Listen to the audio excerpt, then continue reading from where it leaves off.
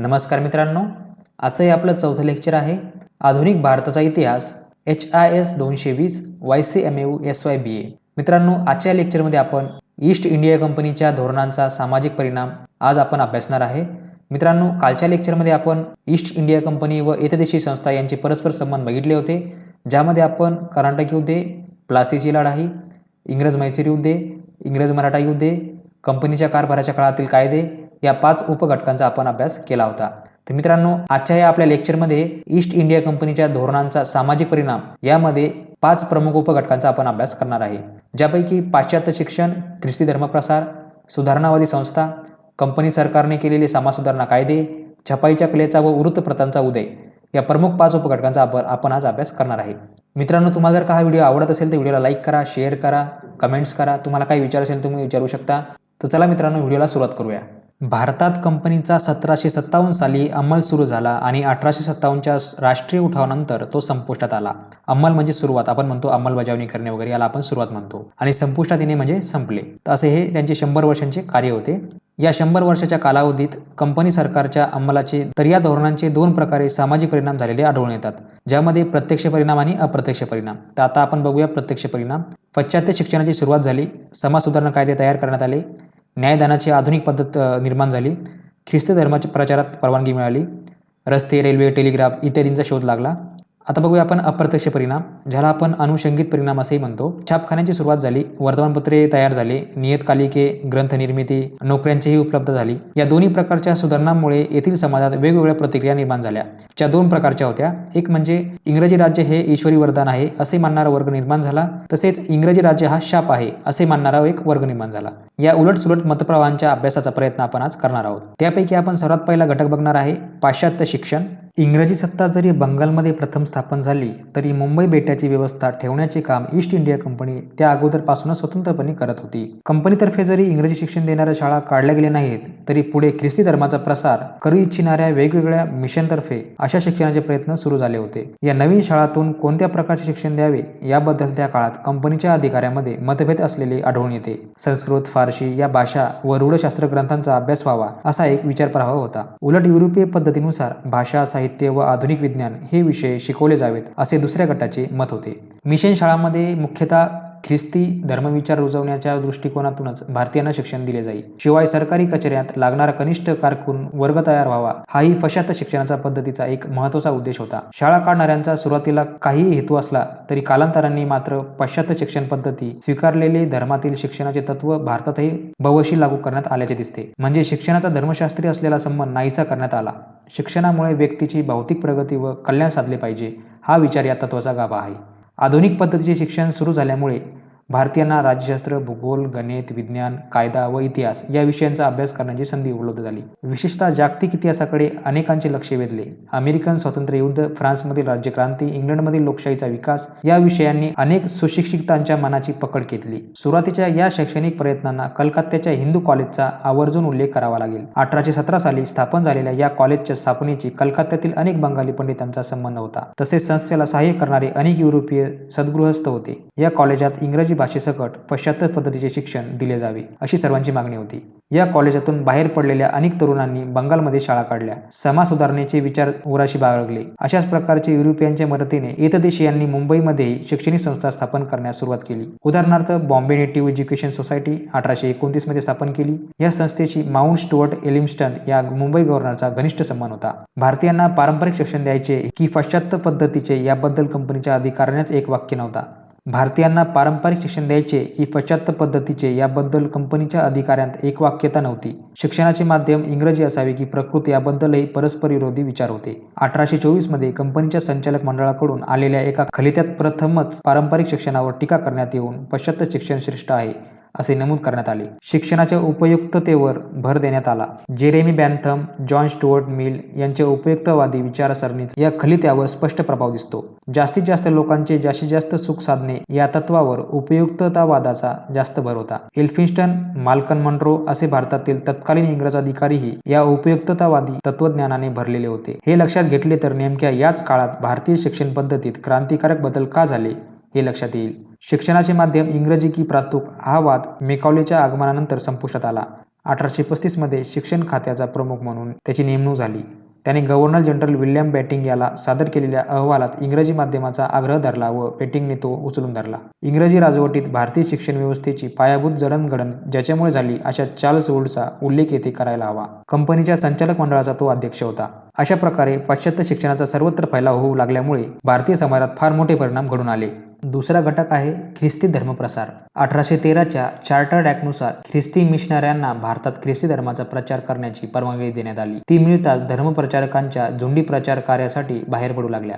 मिशनच्या शाळांमधून बायबल वाचण्याची सक्ती, ख्रिस्ती धर्मविषयक प्रश्नोत्तरांचे पुस्तक, अभ्यास, धर्मप्रवचने अशा माध्यमातूनही धर्मप्रचाराचे काम सुरू झाले. या प्रचाराच्या धूमधडाक्यामुळे सुरुवातीला बंगालमध्ये व महाराष्ट्रामध्येही अनेक तरुण ख्रिस्ती झाले. फक्त महाराष्ट्रातील नवशिक्षितांबद्दल बोलायचे तर दादोबा पांडुरंग व ज्योतिराव फुले यांचा उल्लेख करता येईल. दोघांवर ख्रिस्ती धर्माचा मोठा प्रभाव पडला होता, पण दोघेही ख्रिस्ती झाले नाहीत. निळकंठ शास्त्री गोरे हे वेदग्रंथी ब्राह्मण तर ख्रिस्तीच झाले. श्रीपती शेषाद्री व त्याचा भाऊ हे दोघे नंबूद्री ब्राह्मण तरुण ख्रिस्ती बनले. बाबा पद्मनजी यांनीही ख्रिस्ती धर्माची दीक्षा घेतली. याशिवाय अनेक हिंदू मिशनऱ्यांच्या प्रचाराचा बळी पडून ख्रिस्ती झाल्याचे आढळते. तिसरा घटक आहे सुधारणावादी संस्था.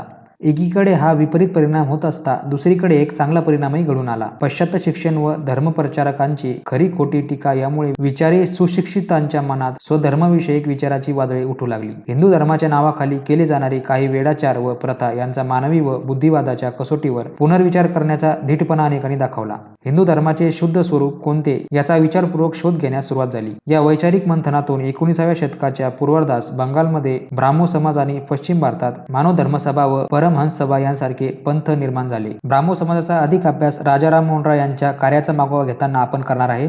येथे अन्य दोन संस्थांची आपण थोडक्यात माहिती घेऊया. मानव धर्मसभा सुरत येथे 23 जून 1844 या दिवशी स्थापन झाली. धार्मिक आणि सामाजिक सुधारणा घडवून आणण्यासाठी दादोबा पांडुरंग व दुर्गाराम मच्छाराम या उभयंतांनी ही संस्था स्थापन केली. दादोबा पांडुरंग यांनी लिहिलेल्या धर्मविवेचन या ग्रंथावर मानव धर्मसभेची विचारसरणी आधारलेली आहे. 1846 मध्ये दादोबांची मुंबईला बदली झाल्यानंतर त्यांच्या सामाजिक कार्याची परत सुरुवात झाली.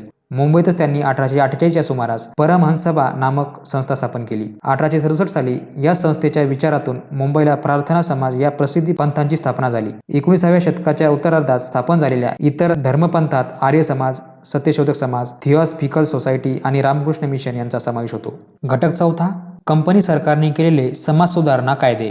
19व्या शतकाच्या पूर्वार्धात कंपनी सरकारने विविध कायदे संमत करून हिंदू समाजातील काही अनिष्ट चालीरीती बंद केल्या. अशा कायद्यांची एक यादी नारायण गणेश चंदावरकर यांच्या भाषण संग्रहालयात दिलेली आढळते. हे कायदे 1817, 1829, 1832, 1836, 1840, 1843, 1850 आणि 1856 साली संमत करून घेण्यात आले होते. या कायद्यांचे सुशिक्षितांनी स्वागत केले.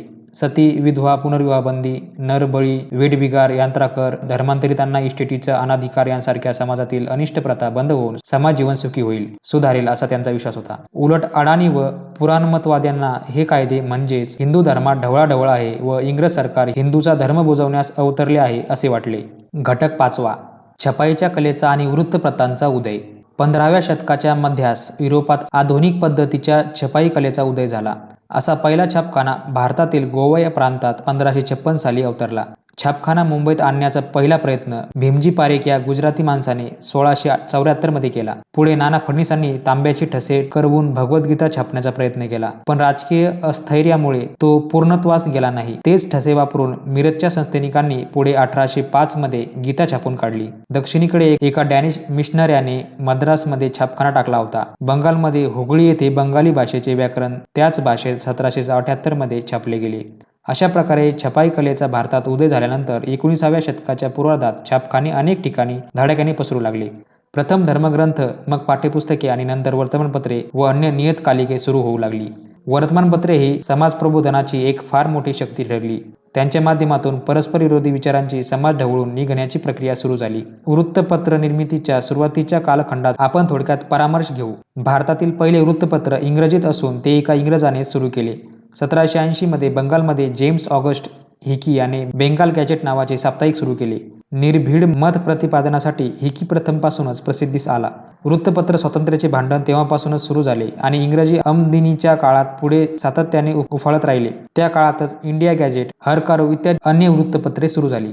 मद्रासमध्ये मद्रास कुरिअर 1785 मध्ये, इंडिया हेराल्ड 1795 मध्ये, मुंबईमध्ये मुंबई हेराल्ड 1789 मध्ये, बॉम्बे कुरिअर 1790 मध्ये, बॉम्बे गॅजेट 1791 मध्ये ही इंग्रजी वृत्तपत्रे होती. देशी भाषेतले पहिले नियतकालिक दिग्दर्शन हे बंगाली भाषेतले मासिक 1818 मध्ये सुरू झाले.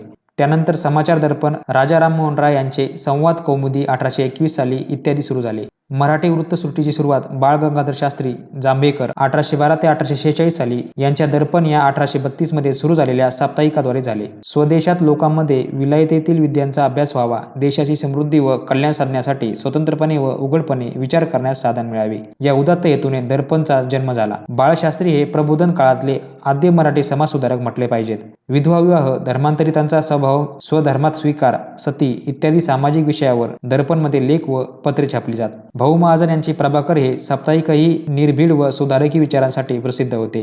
1841 मध्ये ते मुंबई येथे निघू लागले. सुप्रसिद्ध समाजसुधारक, लोकहितवादी यांची स्वजनावर टीका करणारी शतपत्रे ही याच प्रभाकर साप्ताहिकातून प्रसिद्ध होत होती. ज्ञानोदय हे मराठी पाक्षिक अमेरिकन चर्च मिशनरी सोसायटीतर्फे 1842 पासून नियमितपणे प्रसिद्ध होत होते. त्यात हिंदूच्या पुराण वाङ्मयाबद्दल आणि हिंदूच्या दैवतांबद्दल सतत टीकात्मक लेख येत असत. हिंदू धर्माचा तथाकथित कमीपणा सामान्य हिंदूंच्या नजरेत आणून त्यांच्या मनात येशूबद्दल प्रेम निर्माण करणे हा ज्ञानोदय आणि तत्सम नियतकालिकांचा उद्देश स्पष्ट होता. कालांतराने या टीकेला प्रत्युत्तर देण्यासाठी विचारलहरी 1852 मध्ये, चंद्रिका 1854 मध्ये व सद्धर्मदीपिका 1856 मध्ये ही नियतकालिके निघू लागली. मित्रांनो, आपण अभ्यासलेल्या या भागावर काही प्रश्न वगैरे येऊ शकतात जे तुम्हाला परीक्षेच्या दृष्टीने खूप महत्त्वाचे असतात. पहिला प्रश्न आहे, भारतातील पहिले नियतकालिक कोणते? प्रश्न दुसरा, मराठीतले पहिले नियतकालिक कोणते? प्रश्न तिसरा, ख्रिस्ती धर्मप्रचार स्पष्ट करा. प्रश्न चौथा, छपाईच्या कलेचा उदय कसा झाला? प्रश्न पाचवा, पाश्चात्य शिक्षण स्पष्ट करा. मित्रांनो, अशा प्रकारचे तुम्हाला याच्यावर काही प्रश्न वगैरे विचारले जाऊ शकतात. तर मित्रांनो, उद्याच्या लेक्चरमध्ये आपण अभ्यास करणार आहे सुधारणावादाची सुरुवात, ज्यामध्ये आपण मुख्य 3 घटक शिकणार आहे. एक म्हणजे राजा राममोहन राय, दुसरं म्हणजे लोकहितवादी, तिसरं म्हणजे ज्योतिराव फुले. या 3 घटकांचा अभ्यास आपण उद्याच्या लेक्चरमध्ये करणार आहे. मित्रांनो, हा व्हिडिओ जर तुम्हाला आवडला असेल तर व्हिडिओला लाईक करा, शेअर करा, कमेंट करा. तुमच्या मनामध्ये काही प्रश्न वगैरे असेल तर तुम्ही टेलिग्राम वगैरे जॉईन करू शकता. डिस्क्रिप्शनमध्ये मी लिंक दिलेली आहे, तुम्ही तिथे आपला टेलिग्राम चॅनल जॉईन करू शकता. त्यावर तुम्ही मला काहीही विचारू शकता, मी तुमच्या सर्व प्रश्नांचे उत्तर देण्याचा प्रयत्न करीन. तर मित्रांनो, भेटूया पुढच्या व्हिडिओमध्ये. तोपर्यंत बघत राहा, शिकत राहा. जय हिंद, जय महाराष्ट्र.